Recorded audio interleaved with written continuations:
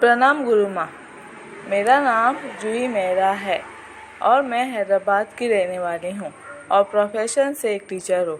एक दिन मैं ऐसे ही यूट्यूब देख रही थी, तब मुझे आपका चैनल मिला। आपके चैनल पे काफ़ी लोग अपने अपने अनुभव भेजते हैं, तो सोचा कि मैं भी मेरा अनुभव शेयर करूँ और आपसे जान सकूँ कि ये सब मेरे साथ क्यों हो रहा है। आप बहुत अच्छा काम कर रही हो, जो लोगों को मार्गदर्शन और उनके अनुभव शेयर कर रही हो। गुरु माँ, बचपन से आज तक मुझे इच्छाधारी नाग के सपने आते हैं। साथ ही बता दूँ, मैं नाग माता मनसा देवी जी की भक्त हूँ। मैं जब 14 साल की थी तब से उनकी भक्ति कर रही हूँ। ये मेरा सच्चा अनुभव है। सपनों में वो मुझे हर रात दिखता है। प्लीज़ बताइए, क्या ये नाग माता की भक्ति का नतीजा है? क्योंकि अब सिर्फ ये बात सपनों तक सीमित नहीं रही। एक रात मुझे ऐसा लगा कि मेरे पास मेरे बेड के साइड से सांप की फुफकार की आवाज़ें आने लगी। तो नींद में ही मैंने देखा तो वहाँ सच में सांप था। डर के जल्दी से उठ गई और ठीक से देखा, लेकिन कुछ नहीं था। उस बात को मेरा वहम समझ के भूल गई। गुरु माँ, मेरे पापा 5 साल पहले ही गुजर गए। तब से मेरी माँ बीमार रहती है। दूसरी रात ऐसा फील हुआ कि मुझे किसी ने टच किया। मुझे लगा कि माँ होगी, लेकिन सडनली याद आया कि माँ तो सोने से पहले नींद की पिल्स खा के सोती है, क्योंकि उन्हें नींद नहीं आती उनके बीमारी के चलते। किसी का टच फिर से फील हुआ तो मैं उठ गई। तो सपने देखा कि सामने देखा कि वो लड़का बचपन से मैं सपने में देखती हूँ, वो लड़का वही था। मैं उसे ठीक से देख पाऊँ इसलिए आंखें रब करती उठ के बैठ गई। तो मैं उसे देख चौक हो गई, क्योंकि वो लड़का उसके कमर तक तो इंसान था, लेकिन कमर के नीचे से वो हाफ नाग था। गुरु माँ, वो जो भी था उसे देख बहुत डर गई, क्योंकि अब तक तो मैं उसे सिर्फ सपने में देखा करती थी। मैं चीखने चिल्लाने लगी।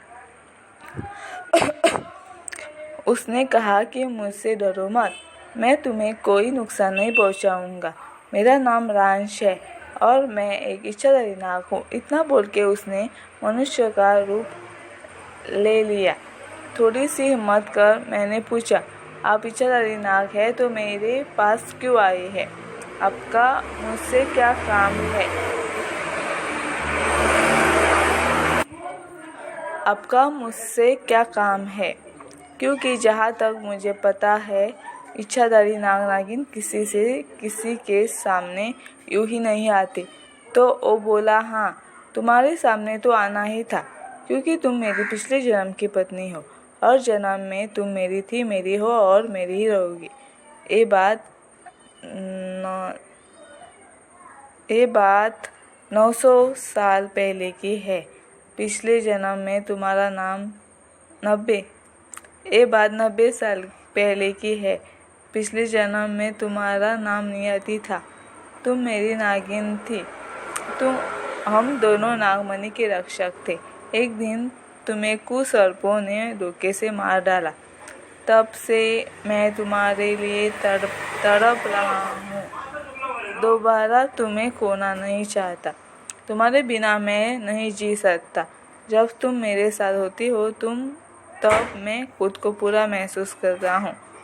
तुम्हारे बिना मैं अधूरा हूँ। जब तुम नाग पंचमी के दिन नागों को दूध पिलाने आई थी, तब मैं भी वही था। तुम्हें देख एक ही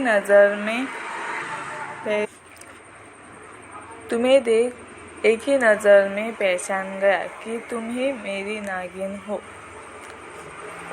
उसी दिन तुम्हारे पीछे पीछे घर तक आ गया।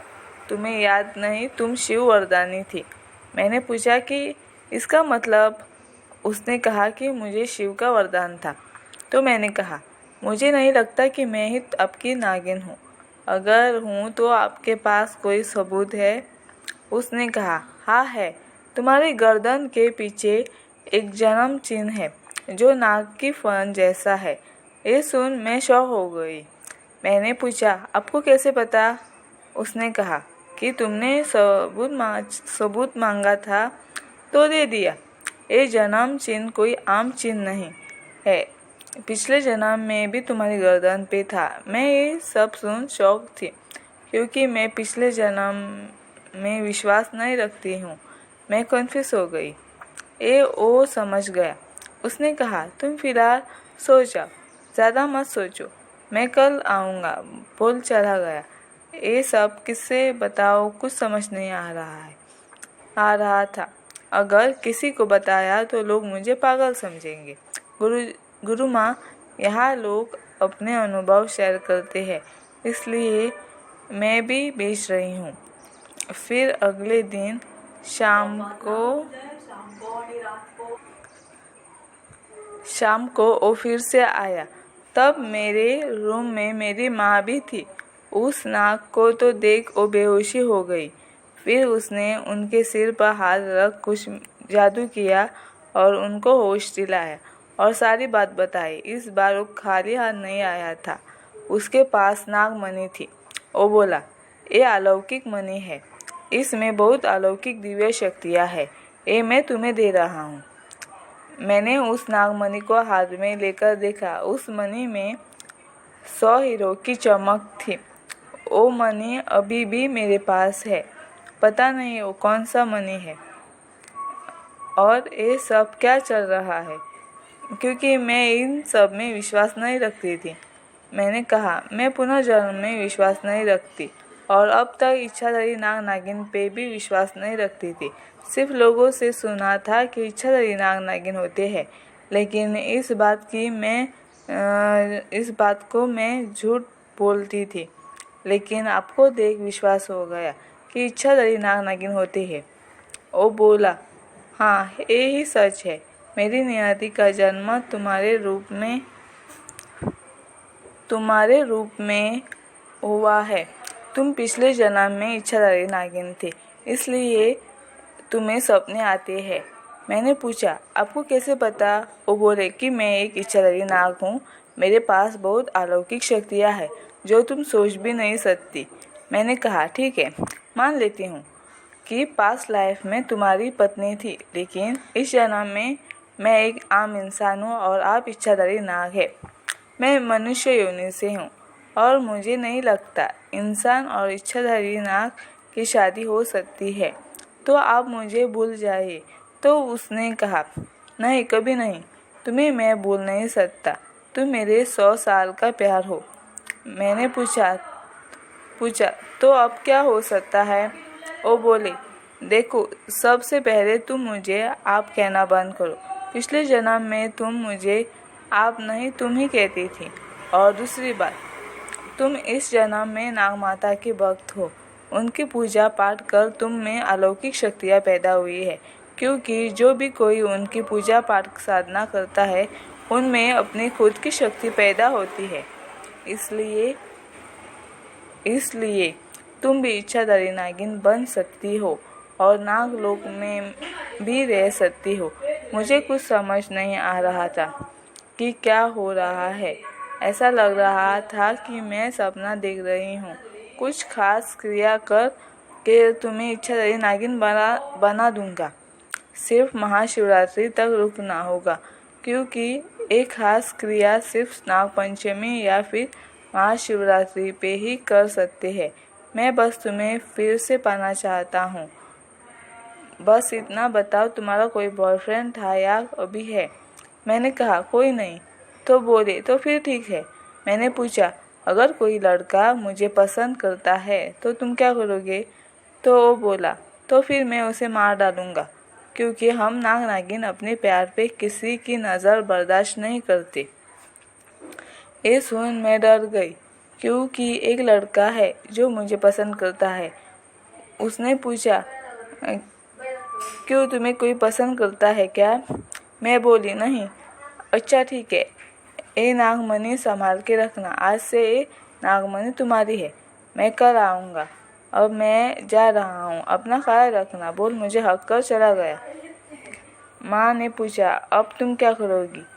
मैंने कहा, फिलहाल तो सोचना पड़ेगा कि आगे क्या करना है। ये बात मैं किसी को भी नहीं बता सकती। गुरु माँ, रांच मुझे अगले शिवरात्रि पे हमेशा हमेशा के लिए नागलोक ले जाना चाहता है। पता ये सब अचानक हुआ और पता भी नहीं चला कि क्या हो रहा है, क्योंकि दुश्मनों के हाथों मरना, फिर से उनका जन्म होना, ये सब आज तक फिल्मों में देखा है। रियल लाइफ में ऐसा कुछ नहीं होता। अब तक रांच ने मुझे कई लुप्त हुई गुप्त विद्याएं सिखाई है। मेरी लाइफ तो पूरी की पूरी चेंज हो गई है। गुरु माँ, ये मेरे साथ हुआ है, मैं कभी सोच भी नहीं सकती थी कि पास्ट लाइफ में मेरा कनेक्शन सीधा सीधा नागलोक से होगा। कृपया मुझे पागल मत समझिए, क्योंकि दोस्तों को भी लगता है कि मैं पागल हो गई हूँ। जिनके साथ ये सब होता है बस वो ही जानते हैं ये बात सिर्फ माँ को ही पता है। मुझे लगा जाने से पहले ये सब किसी को मालूम होना चाहिए, इसलिए ये मैंने मेरा अनुभव जहाँ किसी को मालूम होना चाहिए, इसलिए ये मैंने मेरा अनुभव यहाँ इस चैनल पे भेजा है। क्या पुनर्जन्म होता है या नहीं, प्लीज़ बताइए। अगर आप चाहे तो मेरा अनुभव अपने चैनल पे प्रकाशित कर सकती है। तो गुरु माँ, ये था मेरा अनुभव, प्लीज़ इस पे ज़रूर अपनी राय दीजिए। और सभी पीतम्बर परिवार के व्यूअर्स को मेरा प्रणाम। कृपया मेरा नंबर गुप्त रखिए। विशेष सूचना, आने वाले चंद्र ग्रहण पर 10 महाविद्या कवच, महामृत्युंजय कवच और सिद्ध बगलामुखी कवच, बगला प्रत्यंगिरा कवच बनेंगे। जो लोग अपने नाम से ये कवच बनवाना चाहते हैं वो अभी से ही हमें बता सकते हैं, व्हाट्सएप कर सकते हैं। जो व्हाट्सएप नंबर है आपके स्क्रीन पे दिया हुआ, उस नंबर पे व्हाट्सएप कीजिए और अपना डिटेल हमें सेंड कीजिए, ताकि 30 नवंबर को आपके नाम से जो भी कवच आप मंगवाना चाहते हैं वो सिद्ध किया जा सके और आपको भेजा जा सके। नमस्कार।